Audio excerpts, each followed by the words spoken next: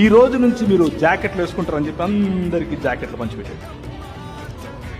అందరికీ జాకెట్లు పంచిపెట్టంగానే వాళ్ళు జాకెట్లు వేసుకోవడం మొదలుపెట్టారు. వాళ్ళు జాకెట్లు వేసుకోవడం మొదలుపెట్టగానే ఆ స్థానికంగా ఉన్నటువంటి ఈ కులోన్మాదులు, మతోన్మాదులు, లేకపోతే అధికార అహంకారం కలిగినటువంటి వారు ఏం చేశారంటే నాయరు అనే సమాజాన్ని పిలిచారు. నాయర్ అనే సమాజాన్ని పిలిచి నాయరులకు చెప్పారు, అరే క్షత్రియ జాతి ఇప్పుడు ఎక్కువగా లేదు కాబట్టి మీరే ఇప్పటి నుంచి క్షత్రియులు రా, ఇదిగో కత్తులు తీసుకోండి, వెళ్ళండి, దొరికినట్టు తెగ నరకండి. ఏం నరకాలి?